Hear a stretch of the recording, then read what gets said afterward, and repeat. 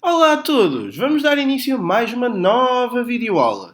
Esta videoaula tem por objetivo aprender a aplicar um teste de hipóteses não paramétrico, sendo esse teste de hipóteses o do Qi quadrado, ou seja, um teste de ajustamento para uma distribuição, neste caso, binomial. Acompanhem também as videoaulas dos restantes testes e até deste mesmo teste para ajustamento de outras distribuições, tá bom?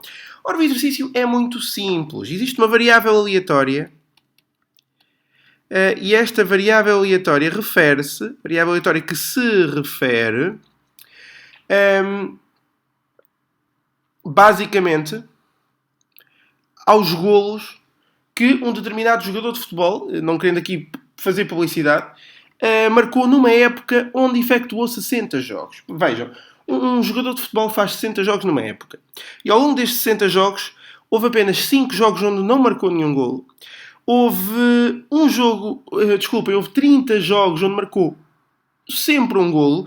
Houve 15 onde marcou sempre 2. Houve 7 onde marcou sempre 3. E houve 3 onde marcou mais de 3 por jogo. Tá bom?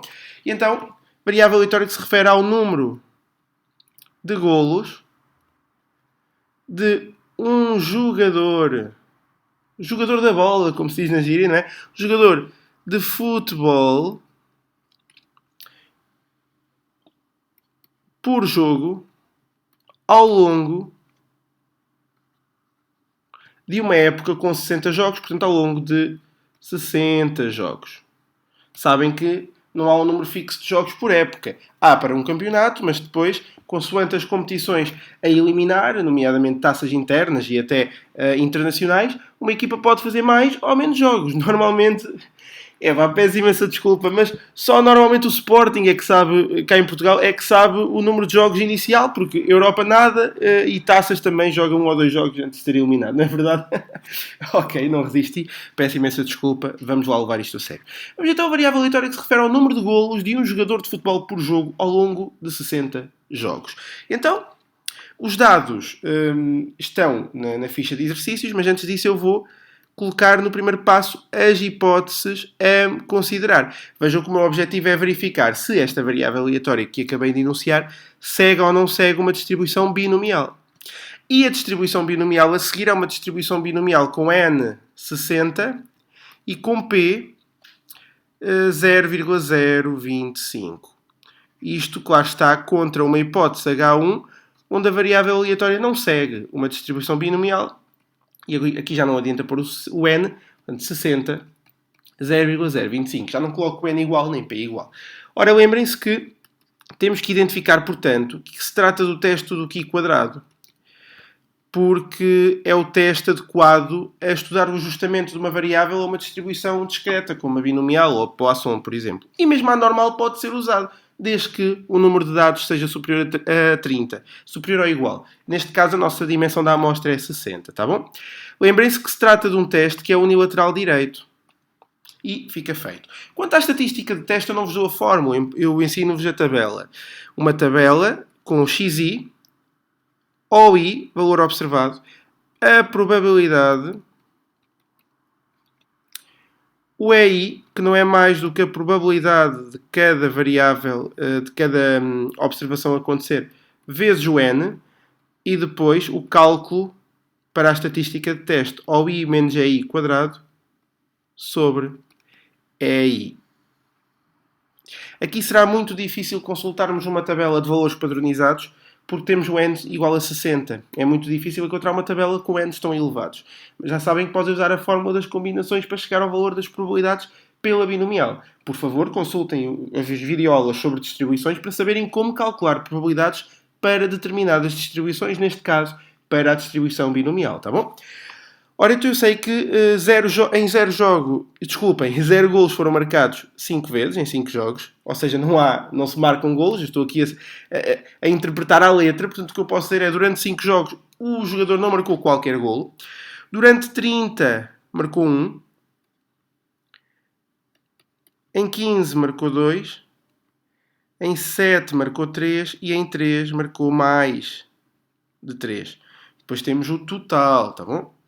Deixa-me aqui colocar.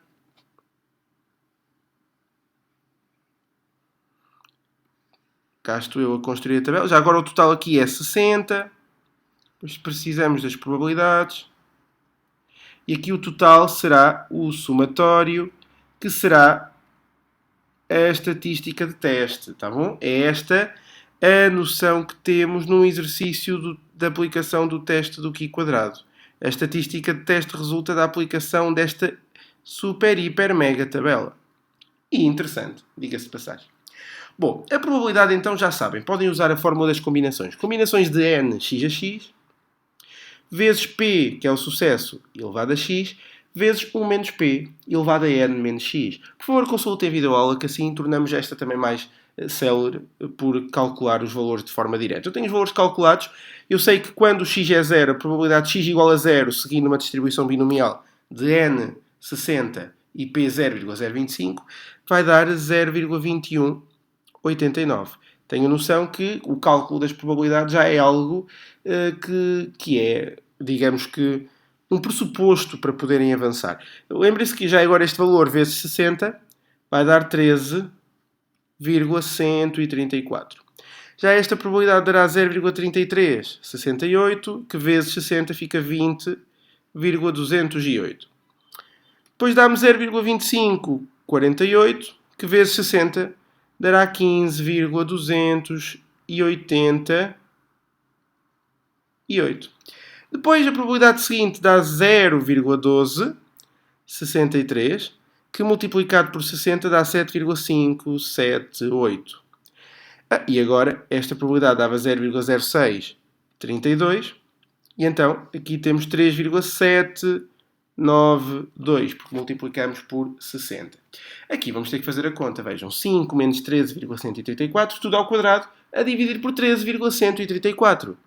Dá 5,037. Atenção que não é muito aconselhável um valor do EI no teste do Q quadrado dar inferior a 5. Mesmo assim aceita-se.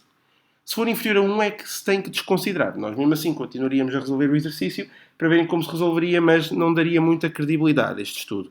Neste caso, abaixo de 5, mas sendo próximo ao meu valor observado, eu até tenho de aceitar, tá bom? Ora, vamos agora fazer o mesmo cálculo para o de baixo. 4,745. Aqui 0,005, vejam que é próximo, portanto faz sentido. Aqui a mesma coisa, 0,044 e aqui 0,165. E o somatório destes valores, o que é que me dá? 9,996. Ok? E esta é a minha estatística de teste. Tomem atenção. 9,996. Tão simples quanto isto. A estatística de teste foi calculada. Vamos então abrir uma nova página para terminar a conclusão do teste de hipóteses. Vejam. Eu sei que é um teste unilateral direito, portanto há de ser alguma coisa assim. Se é unilateral direito, a região crítica está à direita. E a região crítica é um Q quadrado de graus de liberdade k menos 1 menos o número de parâmetros da distribuição em questão, de 1 menos alfa. Eu vou considerar alfa 10%, ou 0,10, como temos de usar. Então eu vou ter aqui Q quadrado de... Lembrem-se que eu tinha 5 linhas na minha tabela. Era uma para 0 golos marcados, uma para 1 golo marcado, uma para 2, uma para 3 e uma para mais de 3. Portanto, 5 menos 1, menos os parâmetros da distribuição binomial que são 2, o n e o p. Isto de 1 menos 0,10. E então eu terei um Q quadrado de 0,90 com 2 graus de liberdade. Ok? E aqui sim, aqui eu posso usufruir de uma distribuição que é a distribuição do Q quadrado. Reparem aqui, a distribuição do Q quadrado para a linha de graus de liberdade n igual a 2, eu vou procurar a probabilidade de 0,90, vejam. N2, 0,90, dá 4,61. Isto arredondado a duas casas. 4,61. Perceberam como? O meu Q quadrado tem um grau de liberdade de 2, foi calculado. A probabilidade é 0,90, então o valor é 4,61. Posso fechar a distribuição. Então vou aqui obter 4,61. A verdade é que a minha estatística de teste é ou não é maior que o meu quantile?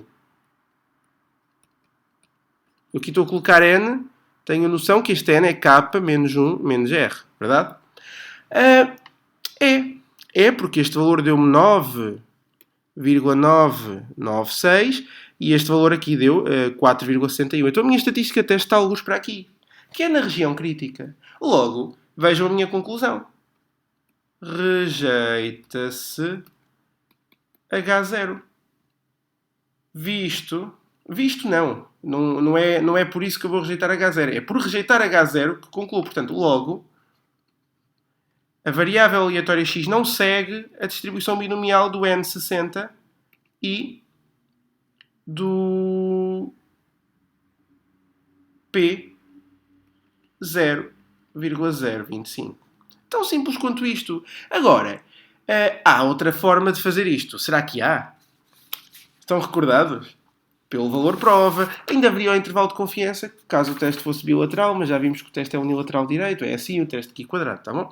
Então, pelo valor prova, eu sei que o meu alfa P, como num teste unilateral direito, há de ser a probabilidade da estatística de teste ser maior ou igual àquela que eu calculei. A observada, a calculada, como vocês quiserem chamar. Eu até costumo considerar a calculada porque eu não a observei, eu calculei-a mesmo, não é verdade? Então, isto será 1 menos a probabilidade da estatística de teste menor que o valor que eu calculei, que é 9,996. Bom, este valor, que probabilidade me irá dar? Vamos então consultar a tabela do Qi quadrado novamente e podemos verificar, está aqui, e podemos verificar uma coisa. A linha continua a ser a de grau de liberdade 2, só que agora eu vou procurar o valor do 9,996. Há 9,21, há 10,60, fica mais ou menos a meio. Portanto, está entre o 0,99 e o 0,995. Entre o 0,99 e o 0,995. Então, será 1 menos 0,9925, que é o valor intermédio entre 0,99 e 0,995. Isto para sermos o mais rigorosos possível, tá bom? Portanto, o valor dará 0,0075 e isto é aproximadamente 0,75%. Ora, o erro não era 10%. Então, o valor prova é inferior ao erro. Se é inferior ao erro, o que é que eu vou fazer à hipótese H0? Rejeitar H0. Logo, vou concluir aquilo que tinha concluído atrás. Isto é, a variável aleatória x não segue uma distribuição binomial de N60 e P 0,025. Ou seja, os golos marcados pelo jogador de futebol ao longo dos 60 jogos, nenhum golo marcado em X jogos, um golo marcado em não sei quantos jogos e assim sucessivamente, não pode seguir esta distribuição binomial. Poderá seguir outra distribuição binomial com outros dados, poderá até seguir outra distribuição que não seja a binomial, mas esta não segue. Isto, claro está, para um nível de significância de 10%. Só que depois de ter calculado o valor prova, percebi claramente que, mesmo que fosse 1%, era maior que o valor prova. Portanto, rejeitava-se na mesma. Portanto, e erros inferiores a 1% é muito difícil de aplicar, porque seria uma precisão demasiado elevada. Portanto, fiquem com esta ideia e dou a videoaula por terminada, visto que o exercício está resolvido e que o teste de hipótese não paramétrico do Qi quadrado para o ajustamento da distribuição binomial a uma variável aleatória está realizado. Tá bom? Espero que tenham entendido. Não se esqueçam de classificar o vídeo para eu saber se estive ou não bem a fazê-lo para vocês. E já sabem, qualquer dúvida, entrem em contato comigo. Se precisarem de alguns exercícios, até este que eu aqui estou a resolver, ou outros do género, peçam, não tenham vergonha, tá bom? É tudo. Espero que tenham gostado. Desejo-vos a maior sorte para todos os exames que estejam a ter, para todas as matérias, quer sejam estas, quer sejam outras. Nisso, precisamos sempre de sorte e motivação para poder estudar e estudar em condições e o tempo adequado, tá? Não vos incomodo mais, espero que tenham gostado e é tudo, ok? Um forte abraço estatístico a todos. Adeus!